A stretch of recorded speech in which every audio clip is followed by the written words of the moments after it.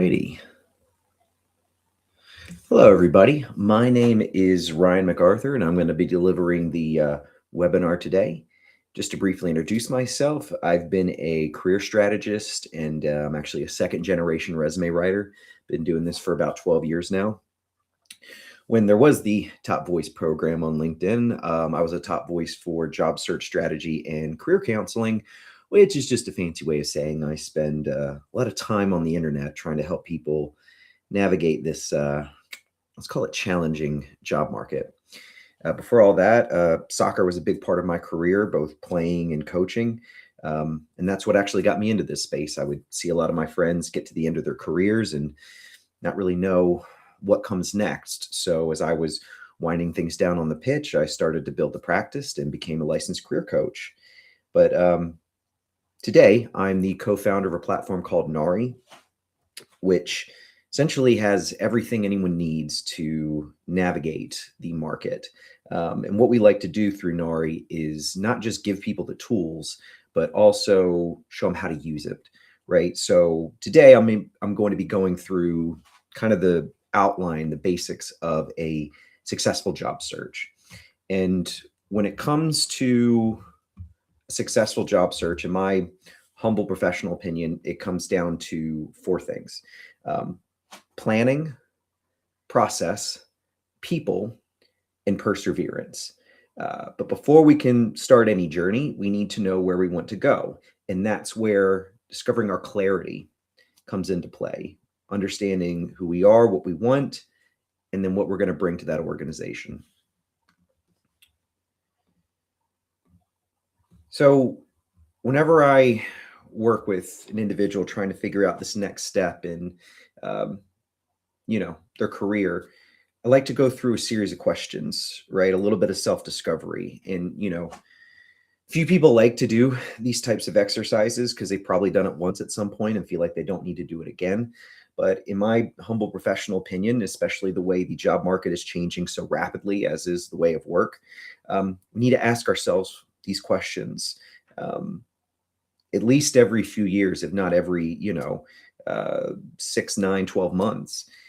Reason being is because, while our core interests and values tend to stay the same over time, we do make adjustments. Things change as we're exposed to different corporate cultures.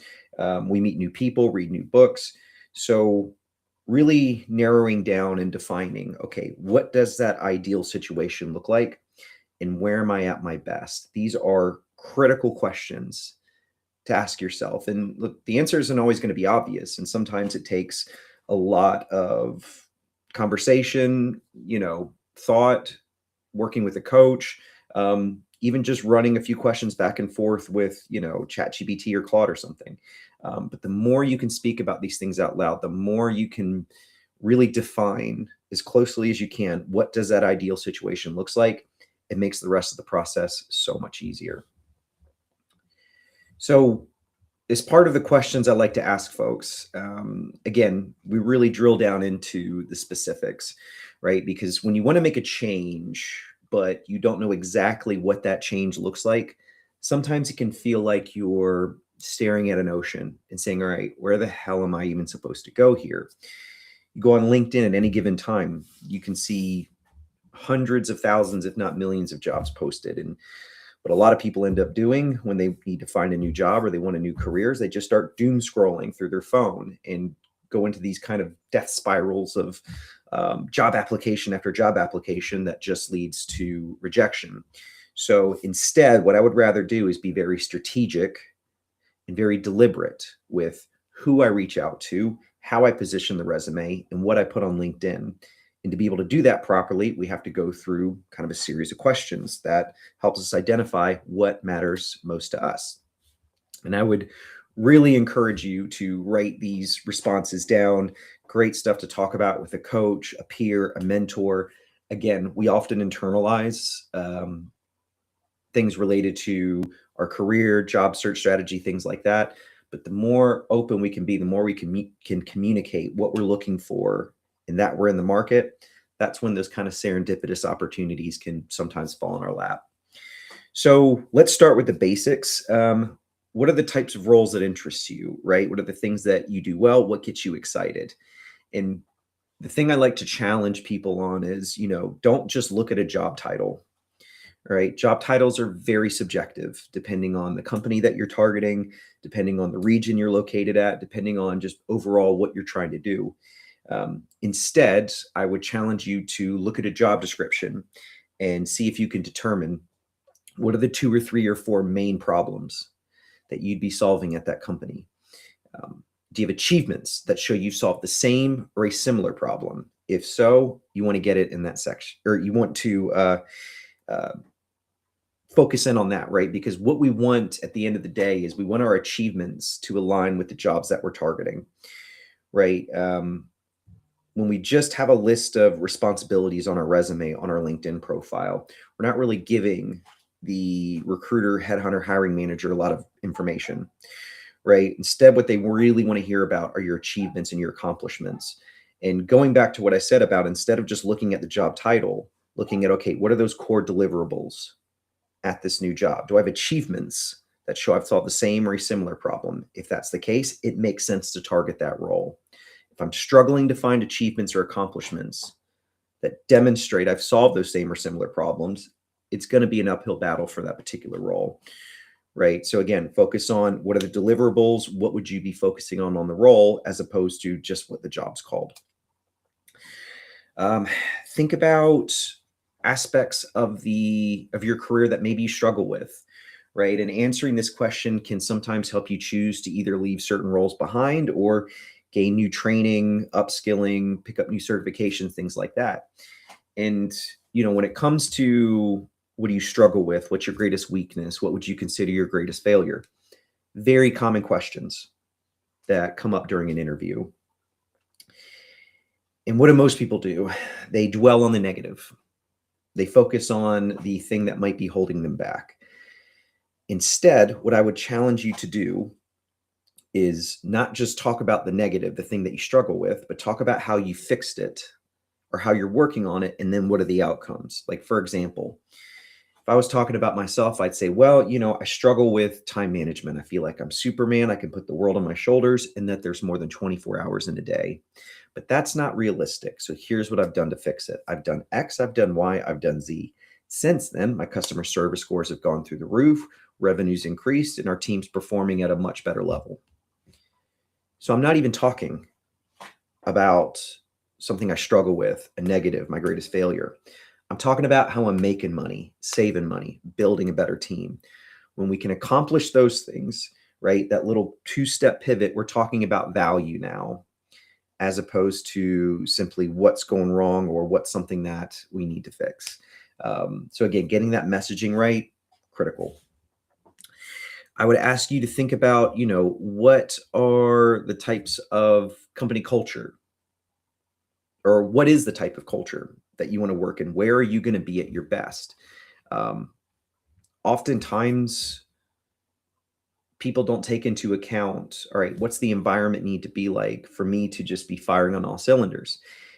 Maybe you want that breakneck kind of growth-minded environment that's more akin to a startup or a scale-up. Maybe you're looking for something that's a bit more collaborative, a bit more laid back. Maybe you want something structured. Maybe you want something very independent. And the thing, if you really want to find out about a company's culture, interviews are going to be your best bet for this, but not just to ask the question, what's the culture like here? Because most people will just say, oh, it's great. We have lunch on Fridays. We do offsites. It's great. We're not really learning much from that. Instead, what I would challenge you to do is to ask a situational question.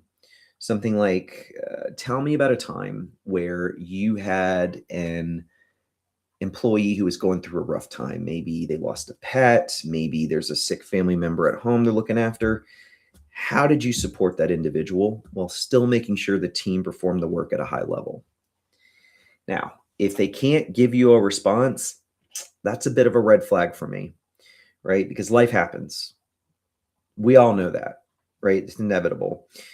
So I want to know, how does the company circle the wagon, so to speak? How do we look after our team members? And a situational question is going to give you much more actionable information than just a straight up like, oh, tell me about the culture. What's culture like? Stuff like that. When it comes to compensation, right? I usually ask people think about, okay, what's essential, right? What do we have to have? What would make things a bit better? And then what would be just a bold number, right? What's something that would just really be a game changer for you? And, when it comes to the salary question that inevitably comes up in any interview or even early on in the process, um, I try to coach people on instead of just saying, well, I'm looking for this or I need to hit this number, we want to create demand, right? So, what I might ask or what I might say is, I am currently interviewing for jobs that pay between X and Y. X is going to be, call it 5% above what you're currently making now. And Y could be anywhere from 10 to 20% higher. Now, reason we frame it like that is because it demonstrates that, okay, when I say I'm interviewing for roles that pay between X and Y, you're not the only company I'm talking to. Now, those conversations might be in the earliest of early stages, whatever, right? We have to bring in as many advantages as we have. And, at the end of the day, hiring managers are people, right? And people want what they can't have. So if I'm producing that demand, right, that I'm somebody who is coveted in the market, they're much more likely to jump on me. Right now, that's not foolproof. There's always going to be different situations that kind of buck that trend. But the point is, when we frame it as I'm interviewing for jobs that pay between X and Y, we're showing that, hey, I'm not just any old candidate. I'm a candidate that people want, right? And we're doing something called showing as opposed to telling, right? If I tell you I'm an in-demand candidate, maybe you believe me, maybe you don't. But if you get there on your own through the stories that I tell, the way I frame my responses and questions, much more likely to buy into that idea, right? And then act on it. So when we can focus on showing instead of telling in the resume, in interviews on LinkedIn, we typically get much better results that way. I would ask you as well, think about what do you want your lifestyle to be like now and in the future, right? Do you want to be that vice president or CEO of the company? Maybe you're looking for a little bit better of a work-life balance. What does your ideal job look like and how do you fit into it? Because one of the things I like to do whenever I'm working with individuals or groups for that matter is we have to figure out what's our North Star, right? What are we working towards? Is it a certain type of lifestyle? Do we want to hit a certain salary number? Maybe we want a certain level within a company. It doesn't matter. The point is, when we know what we're working towards, now we can build a strategy, a roadmap for how to get there. We can ensure that our decisions are deliberate and build towards that ultimate goal. But all too often, people just focus on just the next job, or they're knee deep in their current job. And they're not thinking about, okay, what are things going to look like in 5, 10 years? What happens if I lose my job tomorrow? Right? What if the market completely changes overnight and I have to adapt? Doesn't mean you have to stay up all night thinking about these things, but at least having an idea about, okay, that's where I want to go, right? And then having a living, breathing strategy plan that we can adjust depending on what life throws at us, we're much more likely to achieve those goals, right? So one of the things that we really look to do is figure out, okay, what is that North Star? How are we going to get there? And then provide the resources to make it happen. So when we have an idea about, okay, this is who I am, this is where I want to go, now we have to develop the messaging, right? The best ways to communicate your value, right? The things that maybe set you apart from the competition.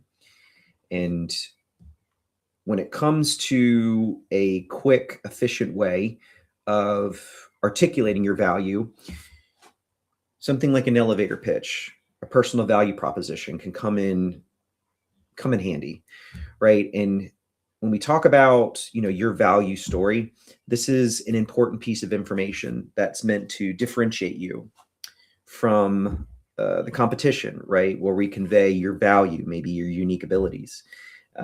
Because being able to tell people you meet at company events or networking opportunities or potential employers, being able to articulate who you are, what you do, what sets you apart in a clear, crisp, concise manner, big part of the strategy that gets our people over the finish line. And this also can become the foundation for the tell me about yourself question that starts virtually any second to final round interview and everything in between. It's tell us about yourself. Now, what do most people do in those situations? They say, well, I was born here, then I went to school there, then I got my first job, and blah, blah, blah, blah, blah. Same stuff everybody else has said. And when I talk to my network of recruiters, hiring managers, and they've got 6 or 7 rounds of interviews, or 6 or 7 people to interview in one day, some of the feedback I get is, hey, everybody says the same stuff. It all just starts to blend together, right? And on top of that as well, within an interview, we want to make it conversational. We want to make it feel like we're just sharing stories about our jobs with a new friend we've made. So one of the ways to kind of get on that wavelength is to start the conversation by making it conversational. So instead of just walking somebody through your resume or just your overall general background, I would challenge you to tell a story that shares something personal, but also demonstrates the value that you can deliver. So for example, at the beginning of the webinar, I talked about my career in soccer, football, before I started the business. So hopefully that conveys I'm somebody who's competitive, I'm disciplined. Maybe I speak a few different languages because I played abroad, and I know to say football instead of soccer to my British friends. Now, maybe I got a laugh out of you. Maybe you have a very common background to me. Maybe there's just some alignment anywhere in that story. It's going to resonate with that person, right? It makes it conversational. Now we're having a nice chat as opposed to an interrogation. That's just question, answer. That's awkward. That's stilted. Really tough to leave a good impression.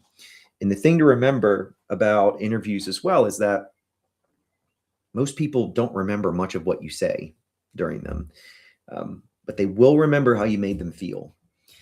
And if that hiring manager, HR person, recruiter left that conversation with just a confident, solid feeling about you as a candidate, much more likely to move you forward, right? And again, one of the best ways to do that is to make this interview conversational, right? So getting that tell me about yourself question right is a big part of that. And to get there, it comes down to often developing that value story.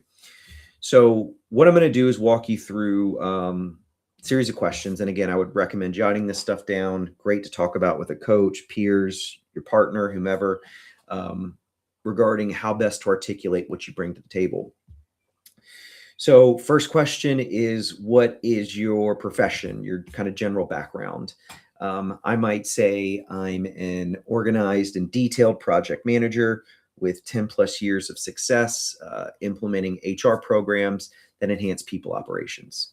So who I am, how long I've done it, what do I do, and then what do I deliver? That outcome at the end, critical.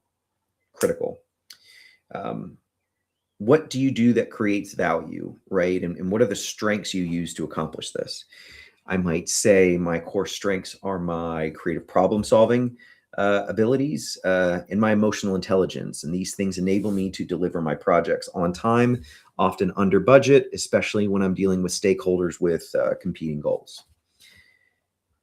It goes back to what I mentioned before about show versus tell, right? If I tell you I have emotional intelligence, maybe you believe me, maybe you don't. But if I show you, again, through the stories that I tell, how I'm showing how I use it and the impact I deliver, now we're cooking. Much easier to buy into that idea as opposed to me just telling you all the things I have or know how to do. You want to be able to articulate the evidence that you have that demonstrates those strengths. So I might say, I've received praise from my boss and my team members. Our last project was global at scale. We came in well within our timeline, 10% under budget. And the CEO said it was the most valuable contribution of the year.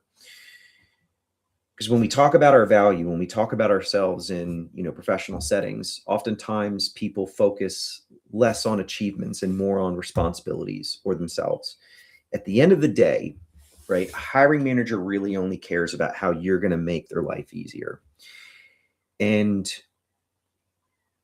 the best way to demonstrate that is through your achievements, right? The best way to demonstrate that you can solve the problems they're looking for, or they're looking to solve. And oftentimes I get pushback where it's like, well, people say you got to have numbers in your achievements, and I don't have any, quantitative data I can throw in there. We can still talk about qualitative stuff, just like I did on the example, whether that is positive feedback we got from somebody in the senior leadership team. Maybe you got a shout out during a town hall. If we can point to how your work maybe enhanced overall operations, or maybe you strengthen the culture of an organization, there's not necessarily numbers behind that, but it does show the outcomes of your work, right? So again, when we can talk more about not just what are those strengths, what is the evidence, right? And the evidence could be something as simple as, hey, got a shout out from the CEO. Perfect, right? It doesn't have to be anything earth shattering, just enough to show that, hey, I'm not just doing this work in a vacuum, we're delivering outcomes as well. And then the last one is what gets you excited? What are you looking for next? I might say I'm interested in building upon my project management and HR expertise to achieve greater cross-functional impact on a global scale, right? And gone are the days where on a resume, where we include an objective statement, because again, companies really don't care about what you want. At the end of the day, they just want to know how are you going to make them money, save them money, build them better teams, stuff like that. And your value story, right? Your elevator pitch. This is one of your few opportunities to articulate what you're looking for, right? Again, when are you at your best? What's going to help you perform at that high level? What's going to challenge you? What's going to stimulate you? What's going to keep you motivated? These things can be particularly important to have on LinkedIn, or be able to talk about it in that about section, because probably the biggest component of LinkedIn regarding helping people find jobs, it's not necessarily about just applying for jobs that we find on LinkedIn. It's putting out the signal that's going to attract attention to our profile, right? And when we talk about putting out a signal, we want to make sure we're attracting the types of companies that are not only going to be a good fit for us, but we're going to be a good fit for them as well. So really having a clear idea about, okay, what you're looking for in this next step in your career, and then overall, can be very important towards getting that messaging right. So this is a kind of amalgamation of the examples I have on the slide. It's a little sparse, or very sparse for that matter, if you were going to try to use something like this for your LinkedIn About section. Now, typically for LinkedIn, we want to max out the About section. I usually come in at around 2,200 to 2,500 characters. That's roughly 300 words, give or take. We still keep it punchy, we still keep it impactful, but we want to include keyword-rich content, right, in an organic way. And with the example we have up there, if you've got nothing on LinkedIn, your elevator pitch, your value story, it's a great thing to include for now. But ideally, we would want to build off something like that example value story and make it conversational, flesh it out a bit, include more relevant keywords and phrases. And then on top of that, I would want to add a little bit more flavor, right? A little bit more personality into it. And we'll talk more about LinkedIn on the little bit later on in the webinar. But being able to share this value story in like a 30 to 60-second window, very impactful way of not just networking, but networking correctly, right? So we're not just talking at somebody, we're sharing our value, building that relationship, keeping it conversational. Right. So let's talk about one of my favorite topics, and that is the resume. So a couple caveats I will share kind of right off the jump. I'm not the end all be all when it comes to resume writing. There are many right ways and many wrong ways to do it, but the core elements that need to be in any document, regardless of who wrote it. First off, it needs to be applicant tracking system friendly. So When I say applicant tracking system friendly, I mean anytime you're submitting your resume online through some type of portal or website, it is going to not just scan your resume looking for keywords and phrases, it does that, but it's looking to parse the information. Can it categorize and organize everything the way it wants to? When you have a document that uses multiple tables, tons of charts, graphs, JPEG files, that can often confuse the software and make it hard to parse and organize everything correctly. More often than not, if you submitted your resume into a portal and then have to fill out an application afterwards, which is everybody's favorite thing to do when they find a new job, if the information isn't parsing correctly in the application, sometimes that can mean something's off with the resume. Now, I test my formats against the market every few months to ensure that they're read correctly. All the information parses the way it should. 99 times out of 100 works fine. There's always those outliers that can be extremely frustrating. So we do the best we can with the tools and the resources that are available. So making sure that the document's applicant tracking system friendly is critical. Now, one quick thing I'll share as well. There are no shortage of websites out there offering to give your resume a score, like what's your ATS score? Most of the time it's bogus, right? Applicant tracking systems don't work that way. They don't score a resume. They're filtering tools that recruiters use to kind of sift through the pile, so to speak. So just be wary if you ever have come across a company or a website that says, hey, we'll give you your ATS score, just submit your resume. They're going to do something with the data in it, whether that's share your contact info or pass that on somehow. And then they're probably going to try to sell you resume writing, career coaching services, which you might need, and that's perfectly fine. But it is something I like to share with people. Additionally, it needs to be an achievement-based document, right? As I mentioned before, there are countless people I've worked with who, when they hand me their original resume, it's nothing but responsibilities and examples of, what they were in charge of, as opposed to sharing the value of what they deliver. So the more we can focus on outcomes, the more we can focus on how we're solving problems and then what the outcomes of those are, that's critical, right? So give me a moment. I'm pulling up a couple examples of some of the work I do and what the Nari platform delivers. So we actually have a really cool feature within Nari. It's called our resume engine. Basically what we've done is train it to not just write resumes like I do, but to structure the document using my methodologies, right? So how many roles do we include? What achievements do we focus on? How do we articulate our value in the summary, right? So something we're particularly proud of and excited for people to start using, just because, normally when I sit down to write somebody's resume, it can take me anywhere from 2 to 6 hours to get a first draft out. When it comes to the Nari engine, it can take about 5 minutes. And, there's a little bit of editing and things you want to do, change it, make it your own, but it can take a job that typically takes professional, if not half a day, most of the day, and turn it into a 15-minute process. So something really cool to check out if you get the opportunity to do so. Right. So let's talk basics within the resume. So up top, we want your name, couple font sizes bolded, a little bit bigger than the rest. If you go by a nickname or maybe you have a name that's maybe challenging to pronounce, it can be good to, list how you would say it phonetically. That's feedback I get from recruiters.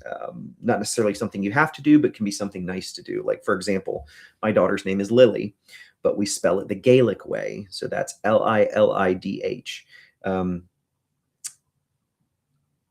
Not a lot of people can figure out that means Lily. So if I was writing my daughter's resume, which, yeah, that would be a weird one, I would write it out Lilly, right, in parentheses next to the first name. When it comes to your location, I just need city and state or city and country. I don't need your postcode, your zip code, street address, stuff like that. Companies don't want to have to protect that data. phone number that you're going to pick up if you don't recognize the person calling you. Recruiters will do that. Sometimes they'll just text you, stuff like that. So sometimes it can be worth just going to get like a SIM card. And then if you've got like an extra phone laying around, just having that just for job search, calls and text, stuff like that. Because I recommend the same thing for email. Set up a generic Yahoo or Gmail account.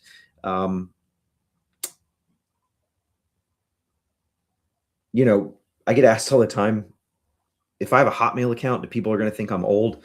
Nobody cares about the email provider, right? It's usually if somebody's got an issue, it's going to be the username or, you know, like an old gamer tag or something like that. But having that separate email account can be helpful just because things can start to get messy, especially if you find yourself putting out a good volume of applications, things like that, which we'll talk more about that later.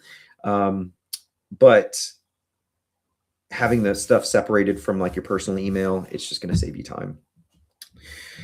Include your LinkedIn URL or a link to it. I think the statistic now, it's something like 96 or 97% of recruiters will go to LinkedIn if they look at your candidacy or if they look at you as a favorable candidate. So never a bad thing to do. Make life easy for the people making decisions.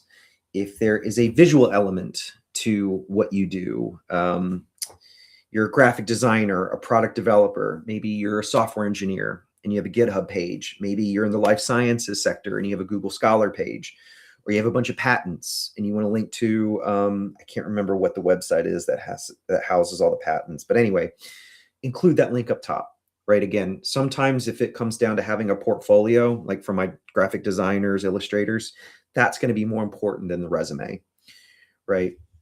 Now, if you're somebody in sales or HR or just in general ops or something like that, and you're like, well, I don't have any of that stuff, chances are you probably don't need it, right?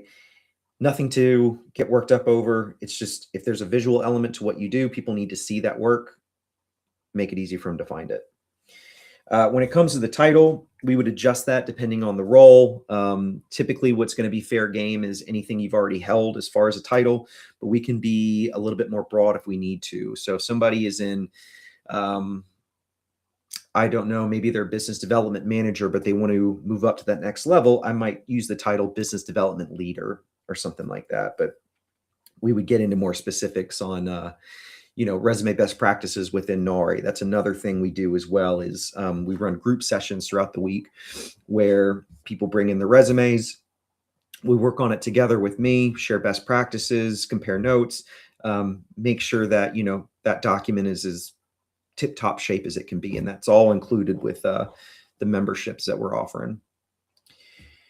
When it comes to call this like your tagline up top, your thesis statement, I just like to have 3 or 4 keywords that just kind of really focus in on, all right, what do I deliver? Where does my expertise lie? And your value story can be very helpful towards figuring out, okay, what should we include up there? And again, something we would adjust depending on the job that we're targeting. Now, within the summary, I want plenty of white space throughout the whole document in general. Most people only spend about 7 to 13 seconds reviewing a resume. So we want to be very conscious of readability, make it easy for the human eye to scan. So plenty of white space, usually 2 to 4 points of space is plenty. Now, when it comes to the summary, I want plenty of opportunity to adjust the document depending on maybe how you want to describe yourself, what you want the focus of your career to be on, the soft skills you're putting into play. It's all about making minor changes to the document depending on what that specific job's asking for. Now, there's plenty of discourse about should you target your resume for a specific role? Should you just send out the same one? In my humble professional opinion, and what's worked best for our clients is making minor adjustments in the resume to better align the document with the person they're looking for. We usually get it down to about a 5 to 10 minute process. Now, I won't go over the full mechanics. That's something we get into in the group sessions, but the 3 things I really look to target within a resume, it's, okay, how do they describe the candidate they're looking for? Can I match the summary with that person? What are the 2 or 3 or 4 main problems that we'd be solving at that company? Making sure that the achievements that we have in the notable achievement section speak to that job. And then are there any keywords and phrases that are missing, right? That's kind of the general overview of how we look to target a resume. Sometimes if we need to get very specific, we get into like tone, um, maybe how we describe what we do, but that's really getting into specifics there. Areas of expertise, just more opportunity for customization. Again, something to keep in mind. The applicant tracking system is only going to register a keyword once. We can't just put project management 50 times in a resume and think, oh, I'm going to get a better ATS score. Doesn't work that way. So variety is going to be key there, but make sure that's relevant to what you're trying to do. Now, notable achievement section. This is something I do a bit different than others, but the reason being is because according to heat map studies, most people read a resume in the shape of a letter F, and they spend a majority of their time in the middle of page one. So I want to get the most relevant achievements up front and center. Typically what we want to do is, as I've mentioned before, what are those core deliverables? Get those achievements in there that show you've solved the same or similar problem. I cannot stress how important this is. A lot of the feedback I get from recruiters, headhunters, hiring managers who work with my clients is that they appreciate being able to have a quick, easy way of determining, oh, this person aligns with what we're looking for, and here's the evidence to back it up. Typically, you want to have anywhere from as low as 3, as high as 6 or 7. It just depends on what kind of format you're using. You don't want to have just notable achievements all on page 1 and then push your first job to page 2. That can make the document a bit unbalanced. So finding that middle ground between sharing enough achievements, but not, pushing jobs off the page, basically. And that's one more quick thing. So again, a lot of discourse on this, and there's no 100% right or wrong answer, but more often than not, for the people I work with, at least, 2 pages, 1,000 words. That's what I'm looking to hit. Now, if somebody has 5 years experience and only 2 jobs in their career, we can get it done with 1 page. That's fine. I am not going to just include fluff or filler for the sake of pushing to 2 pages. That's not going to help anybody. Now, if we need to push to a 2nd page, which is perfectly fine, we do want to make sure we format the document so that we're at least taking up half a page, right? So for example, I wouldn't want to just have the document look like that, right? That's unbalanced. We can do some bits of formatting, cut some content to get everything back up onto 1 page. Ideally, we would want it to at least hit half a page, right? That keeps a little bit more balance in the document, keeps it neat and tidy. Because thing to remember, right, is that appearance does play into people's decisions, right? It's going to be low on the list of important things, but having a document that is organized, that's neat and tidy, everything's balanced, there's order, there's structure, there's pattern. People are naturally drawn to that. So making sure that your resume demonstrates those things, right? That shows you're somebody who's organized, you're detail oriented, you are professional, right? These are things that can come across with how we structure the resume and how it looks to the person reading it. When it comes to experience, again, this is something I do a little bit differently. I want a clear differentiation between the responsibilities and then what we accomplished on the job. So I'll use 40 to 55 words to talk about somebody's day-to-day, and then bullets, 25 to 35 words, where we focus on the impact.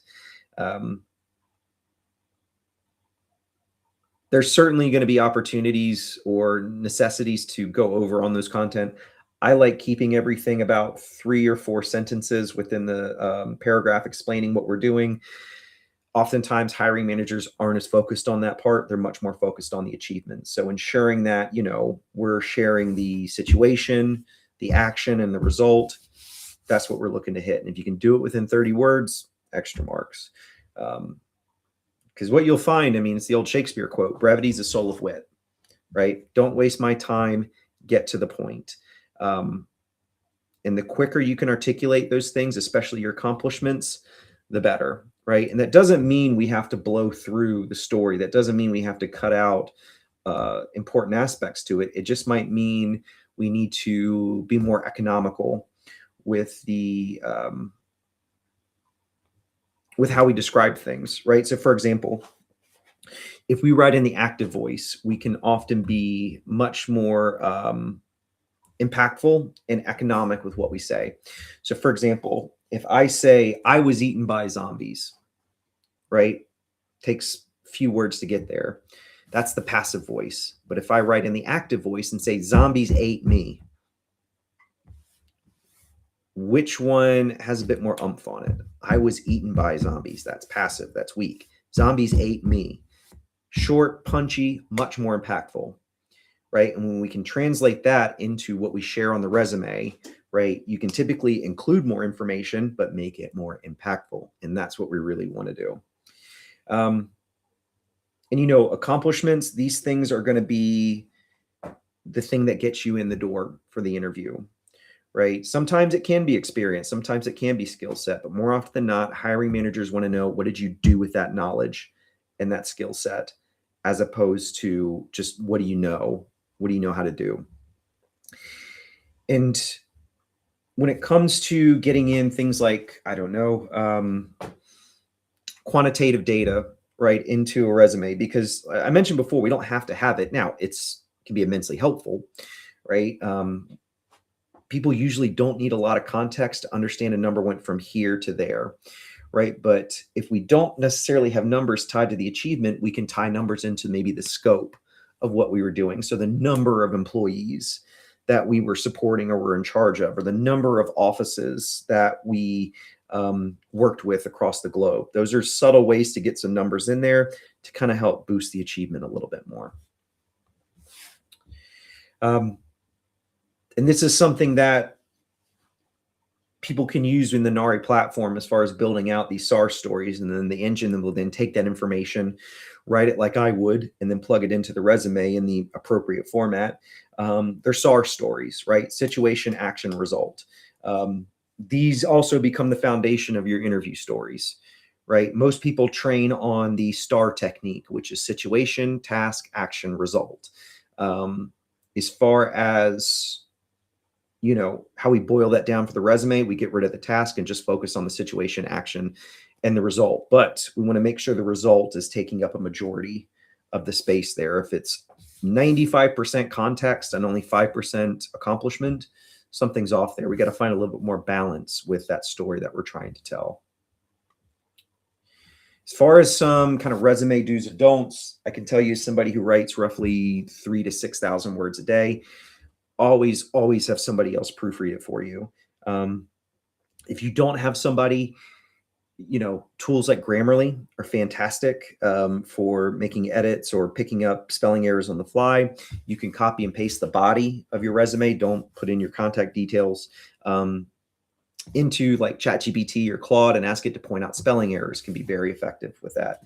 Not so great with writing content because the training data is all over the place, but can be very helpful for pointing out missing keywords and phrases or little spelling errors that you might have missed. You want to be authentic as well. So, sorry, my allergies are really acting up right now. I'm going to pause for one moment. All right, back to it.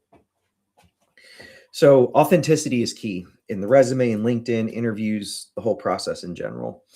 And when people use LLMs or AI, whether it be ChatGPT, Claude, Gronk, whatever, to write a resume, sometimes it's fine, right? Sometimes it does a perfectly okay job. And then people just use that and submit it. And if you're going for volume and quantity over quality, that can work. It's going to take you a lot longer and it's going to be very frustrating. However, there's other ways to do it, right? So when I talk about authentic language, it's not hard to tell now if somebody just threw something into AI and then just put it right back out. They didn't make any adjustments on their own. There are patterns, word choices it makes that make it easy. Now, there are plenty of people who write that exact same way, but that's not what people are appreciating now, at least within my network of recruiters, headhunters, and hiring managers, using easy to understand human language, right? Almost giving that summary a little bit of a narrative. That tends to play a little bit better in the market right now. as opposed to the overly corporate jargony type of stuff, right? If you find yourself writing the word synergy, something's gone wrong, right? So keep that in mind as you build this content out. And again, that's something that the Nari engine looks to do is, can we tell the story in a simple, engaging, impactful way, right? And, you know, the way we built it over the last year is basically training it on exactly how I would do it. So that is something that can make life a little bit easier for folks is, instead of just running on ChatGPT and just using its training data, you use ours. As far as things to stay away from, anything like a photo, you could run into issues related to companies being afraid of discrimination based off of age or race or sex or whatever else. So best just to stay away from that stuff. Also, too, applicant tracking systems often struggle to read JPEGs, PNGs, stuff like that. And I mean, I've seen some of the older ones just kick out a resume if it can't read or properly parse the information. So best just to keep that stuff off. I mean, if you want to have color, that's fine. I would keep it a maximum of 2 and keep them muted. You don't want to take away attention from the content of the resume, the stuff that's really demonstrating your value.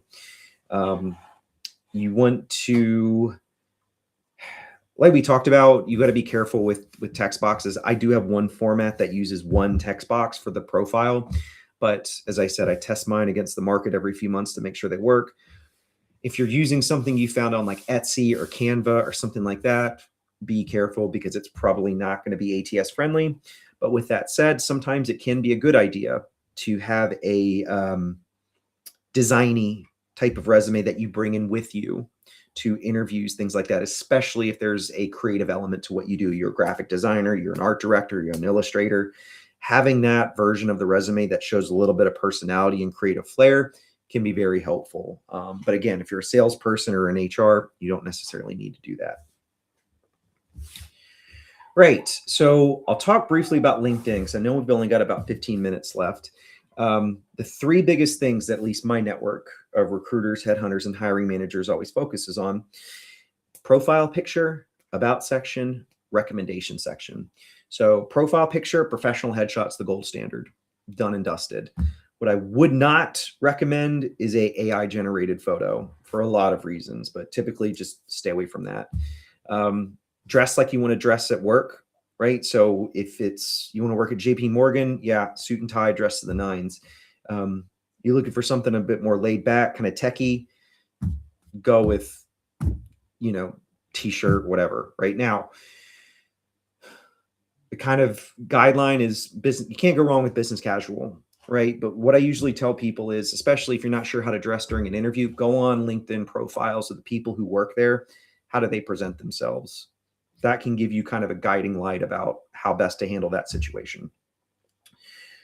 When it comes to the about section, right, we want to tell a story in an engaging, articulate way.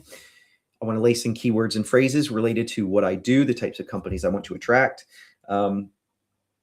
You want to use it to set yourself apart, right? So if you go to my LinkedIn profile, mine looks very different from other career coaches, resume writers, stuff like that. I talk about my background in athletics and entertainment and the different types of people I've worked with. And I do that intentionally because there's no shortage of people who do what I do, but not a lot have my background. So I lean into that. Now, that works for me. Maybe there's a different approach for you. But the key element is not just have the same stuff everybody else has. Find those ways to set yourself apart, whether that's your achievements, whether that's your qualities, whether that's things you do outside of work. Last bit that can be very helpful is the recommendation section. So you can get and give recommendations to anybody you're connected with on LinkedIn. I usually advise get a boss, get a peer, get a direct report, somebody you've mentored, somebody who's mentored you. The more perspectives you can offer on who you are, somebody to work with, that can give a hiring manager, recruiter enough social proof to be like, hey, let's talk to this person. This makes sense. None of those things are going to get you the interview on their own. These are all the pebbles that make the mountain, a bunch of little things that add up to a bigger outcome. Getting and giving recommendations is also a fantastic way of networking, right? If you haven't spoken to somebody in a while, but you're thinking about reaching out to ask for a referral, send that person a recommendation.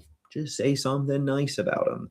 More often than not, that person's going to reach back out and say, hey, man, that was really cool. Thanks for saying that. What's going on with you? What's going on in your world? And now we can take the conversation where we want to take it, right? And we can just start that off by, again, doing something nice. As far as how we tie all these things together, right? We have our clarity now. We know what we're going to go. We have our messaging. We know how we're going to communicate it. Now we need to execute, right? And that's where strategy really comes into play. So the way myself and a lot of the coaches that I respect the most try to break these things down is you want to spend 70% of your time networking when it comes to the job search. As much as you probably like to think, oh, I just need to sit down and apply for jobs, that's actually the smallest amount of time we want to spend on the job search, because you apply for a job online, you don't know anybody at that company.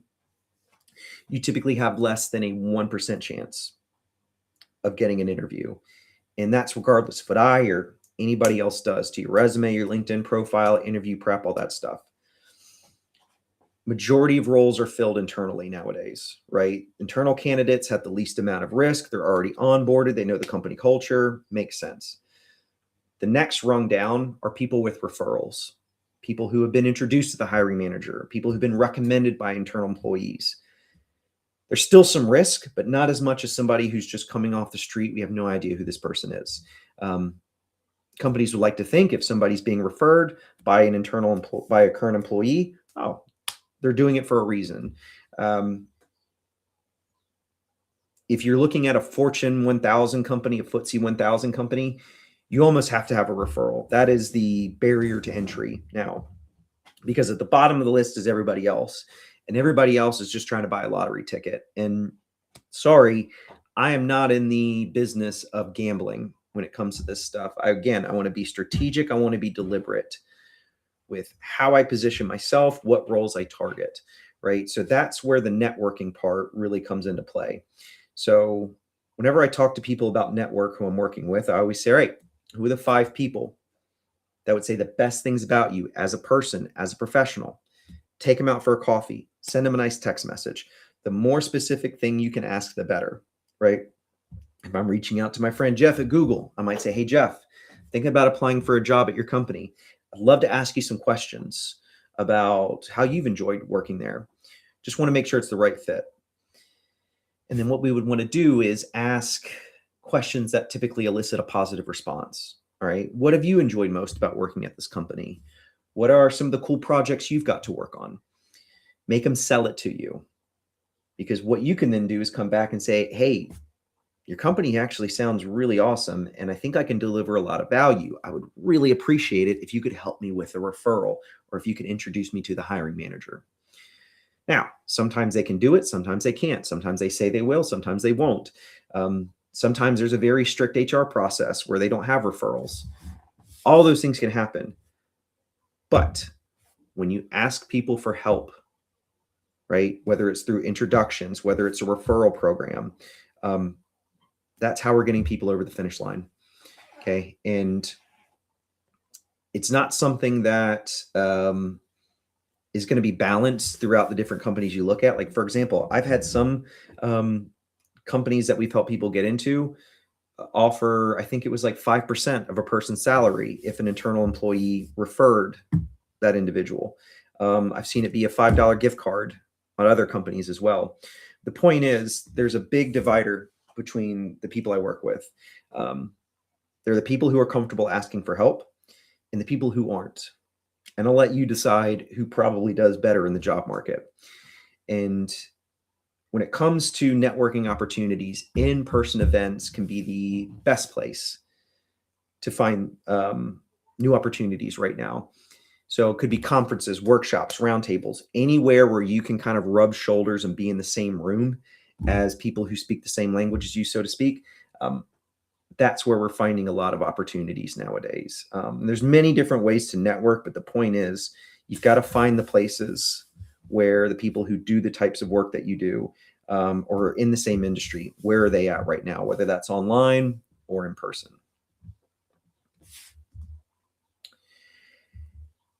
And, you know, when it comes to networking, it's not always about getting a job. It's not always about asking for an interview. It can be planting seeds that maybe we cultivate later down the road.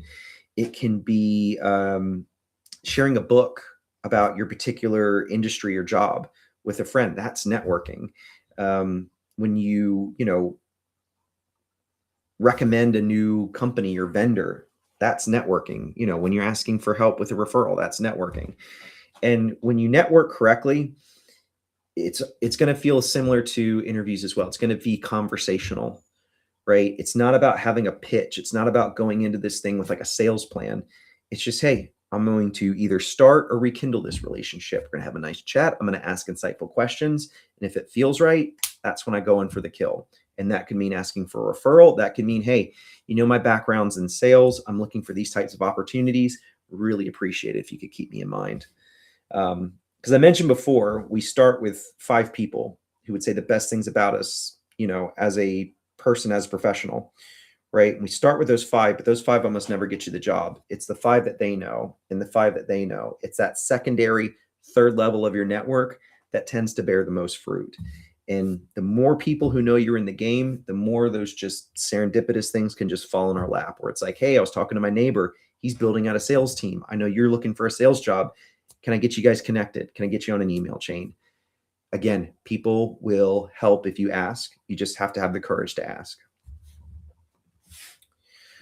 Right. So that just about covers what I was looking to walk through today. We're really excited to be launching Nari.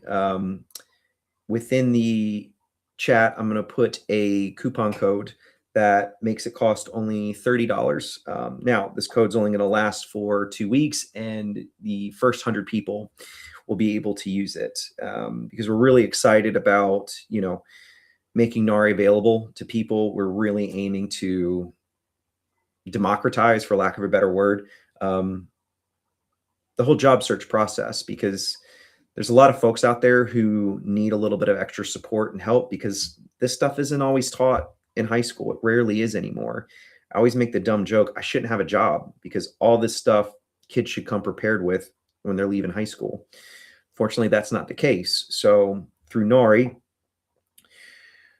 as I mentioned before, we not only provide the tools to get the job done, no pun intended, but we give the knowledge and the resources to make it happen, right? Whether that's through our community, whether that's through the artifacts and courses that are available, whether it's through the resume engine or whether it's through the coaching that's available, whether that's with me in group settings, could be our free webinars that we give throughout the week, and one-on-one coaching that's available on a paid basis. So I appreciate everybody's time today who joined. Wish you the best of luck in your job search, and we'll talk soon. Take care.